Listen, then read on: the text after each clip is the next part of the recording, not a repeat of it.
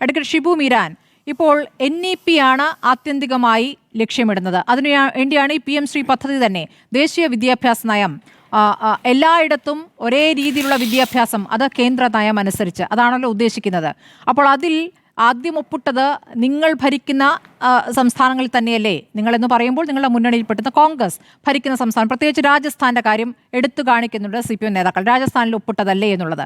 അപ്പോൾ ഇവിടെ നിങ്ങൾ മറ്റൊരു വാദം പറയുന്നത് KC വേണുഗോപാലാണ് മറ്റൊരു വാദം പറഞ്ഞത്. അങ്ങനെ പറയുന്നതിൽ എന്തർത്ഥം എന്നുള്ള ചോദ്യം അവിടെ നിൽക്കുന്നു. അതേസമയം പണം വാങ്ങിയെടുക്കുന്നതിൽ തെറ്റില്ല എന്ന് പറയുമ്പോൾ വെറുതെ പണം തരില്ലല്ലോ, ഉപാധികളുണ്ട്. ആ ഉപാധികൾ നമുക്ക് മാത്രമായി ഇല്ല എന്നിപ്പോൾ വിദ്യാഭ്യാസ മന്ത്രി പറഞ്ഞുകൊണ്ടിരിക്കും. ഇവിടെ കരിക്കുലത്തിൽ തൊഴില്ല, അത് നമ്മൾ നമ്മുടെ രീതിക്ക് നടത്തുമെന്ന്. അങ്ങനെയെങ്കിൽ അത് വേണ്ടേ? അങ്ങോട്ട് എന്തെങ്കിലും ഉപാധി വെച്ചിട്ടാണ് ഇത് കിട്ടിയെങ്കിൽ അത് എഴുതി കിട്ടണ്ടേ? അങ്ങനെ വല്ലതും അങ്ങ് കണ്ടതായി ഓർക്കുന്നുണ്ടോ? സ്മൃതി, നമ്മുടെ ഒക്കെ കയ്യിൽ ആ MOU ഉണ്ട്. ഇപ്പൊ ഇവിടെ പറഞ്ഞല്ലോ, ഈ പണം വാങ്ങുന്നതിന് NEP നടപ്പാക്കണ്ട എന്നിവർ ആവർത്തിച്ച് പറയുന്നുണ്ടല്ലോ.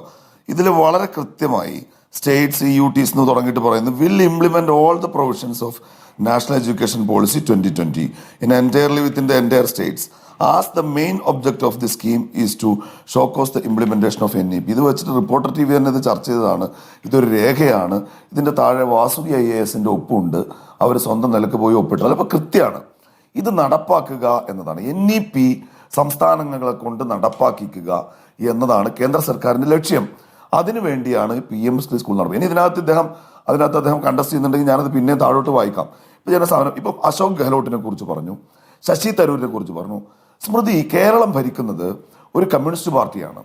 ആ കമ്മ്യൂണിസ്റ്റ് പാർട്ടി അശോക് ഗെഹ്ലോട്ടും ശശി തരൂരും പറയുന്നത് കേട്ടിട്ടല്ല പ്രവർത്തിക്കേണ്ടത്. ഇന്ത്യയിലെ ഏറ്റവും വലിയ ഈ കമ്മ്യൂണിസ്റ്റ് പാർട്ടിയുടെ ഏറ്റവും വലിയ ബോഡി ആ പാർട്ടിയുടെ പാർട്ടി കോൺഗ്രസ് ആണ്. ഏറ്റവും ഒടുവിൽ അത് നടന്നത് പിന്നെ ഈ കഴിഞ്ഞ ഫെബ്രുവരിയിലോ മറ്റോ മധുരയിലാണ്. ആ മധുര പാർട്ടി കോൺഗ്രസിൽ പോലും NEPക്കെതിരെ CPM ചർച്ച ചെയ്ത് അംഗീകരിച്ച രാഷ്ട്രീയ പ്രമേയമുണ്ട്. ഇപ്പൊ സ്മൃതി ചോദിച്ചൊരു ചോദ്യം ഉണ്ടല്ലോ, ഇത് CPI അറിഞ്ഞിട്ടുണ്ടോ, ഇടതുപക്ഷ മുന്നണി അറിഞ്ഞിട്ടുണ്ടോ? സ്മൃതി, ഞാൻ ചോദിക്കുകയാണ്, CPMന്റെ സംസ്ഥാന സെക്രട്ടേറിയറ്റ് ഇത് അറിഞ്ഞിട്ടുണ്ടോ? അവരിത് ചർച്ച ചെയ്തിട്ടുണ്ടോ? CPMന്റെ കേന്ദ്ര കമ്മിറ്റിക്ക് സംസ്ഥാന സെക്രട്ടേറിയറ്റ് നമ്മളിത് മൗലികമായൊരു നയവ്യതിയാനത്തിലേക്ക് പോകാൻ പോകുന്നു, ഇന്ന ദിവസം ചേർന്ന സംസ്ഥാന സെക്രട്ടേറിയറ്റ് അതിൽ ചർച്ച ചെയ്ത് തീരുമാനമെടുത്തു എന്ന് റിപ്പോർട്ട് ചെയ്തിട്ടുണ്ടോ? അങ്ങനെ റിപ്പോർട്ട് ഒരു പാർട്ടി കോൺഗ്രസിന്റെ തീരുമാനത്തെ അട്ടിമറിച്ചുകൊണ്ട് ഇങ്ങനെ തീരുമാനം എടുക്കാൻ ഇവർക്കാർക്കും അവകാശമില്ല. യഥാർത്ഥത്തിൽ CPI ഒക്കെ മാറ്റിവെക്കൂ. ഇത് ശരിക്കും ഒരു കമ്മ്യൂണിസ്റ്റ് പാർട്ടി ആണെങ്കിൽ പിണറായി വിജയൻ എന്ന കേരള മുഖ്യമന്ത്രിക്ക് കേരളത്തിലെ പാർട്ടി സെക്രട്ടറിയുടെ കാരണം കാട്ടിക്കൽ നോട്ടീസ് ഇതിനോടകം പോകണമായിരുന്നു.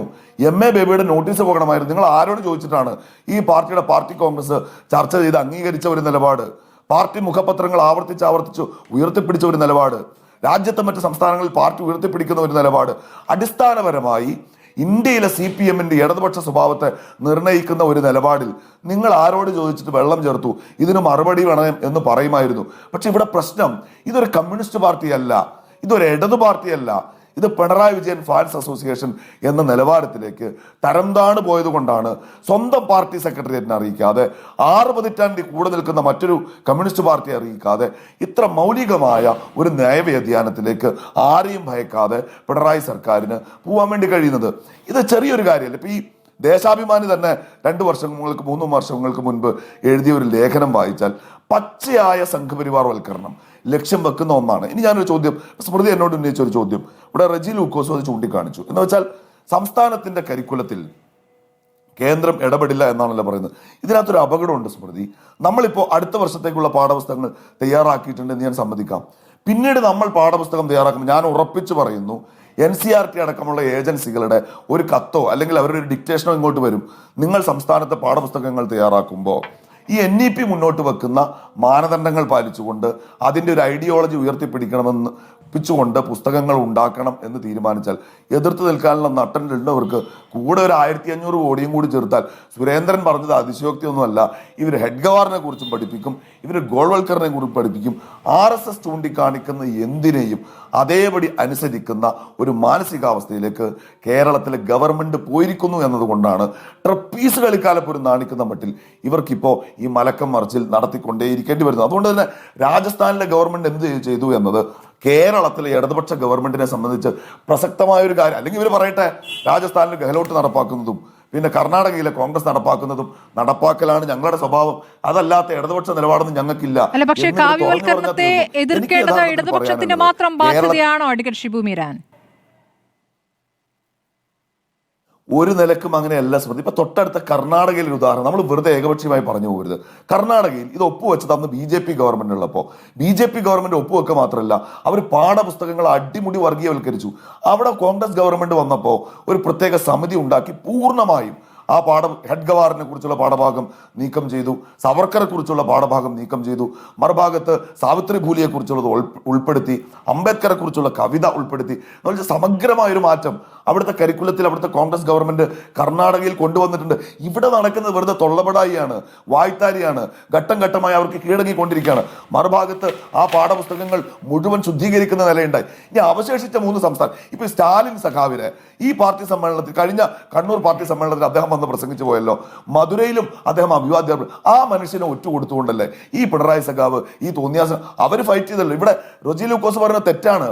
കോടതിയിൽ പോയി റിസൾട്ട് ഉണ്ടായി, കോടതി വിധി പറയുന്നതിന് മുൻപ് അവർക്ക് കൊടുക്കേണ്ട 538 കോടി രൂപ കേന്ദ്ര ഗവൺമെന്റ് റിലീസ് ചെയ്തു. ഒറ്റക്കെട്ടായി പൊരുതുക എന്നല്ലാതെ ഇങ്ങനെ ഘട്ടം ഘട്ടമായി ഇവരാണല്ലോ ഈ പൂർണ്ണമായും കേന്ദ്ര സർക്കാരിന്റെ നിയന്ത്രണത്തിലുള്ള പൗരത്വ നിയമം അവിടെ പാസ്സാക്കിയപ്പോൾ അത് ഇവിടെ ഞാൻ നടപ്പാക്കില്ല എന്ന് വീമ്പ് പറഞ്ഞ മനുഷ്യനാണ് ഇപ്പൊ ഇത് ഒപ്പുവെച്ചിട്ട് എവിടെയോ പോയി ഒളിച്ചിരുന്ന് ഈ ശിവൻകുട്ടിയെ, ഈ ചീത്തയൊക്കെ കേൾക്കാൻ പറഞ്ഞയച്ചത് എന്ന് നമ്മൾ ഓർക്കേണ്ടതുണ്ട്. അപ്പോൾ ഇത്തരത്തിൽ മൗലികമായ ഒരു നയവ്യതിയാനം, അടിസ്ഥാനപരമായി സംഘപരിവാറിന് കീഴടങ്ങുന്ന ഒരു നില കേരളത്തിലെ CPM സർക്കാർ സ്വീകരിച്ചിരിക്കുന്നു. അത് യാഥാർത്ഥ്യമാണ്. ഒരു കാര്യം കൂടി ഞാൻ പറയാം, ഈ SFI DYFIക്കാരോട് ഇന്നിപ്പോൾ ഒരാൾ പറഞ്ഞു നിങ്ങൾ ഇനി മേലിൽ മുണ്ട് മടക്കി കുത്തരുത്, അത് മുഴുവൻ CPM കാരോടുമാണ്.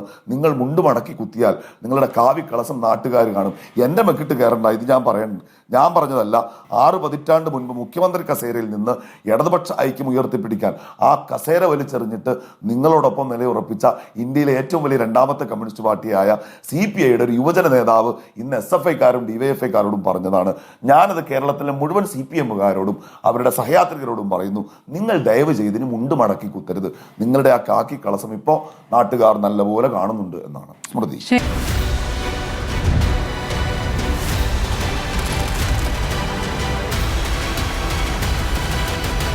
Debate with Smriti Paruthikad.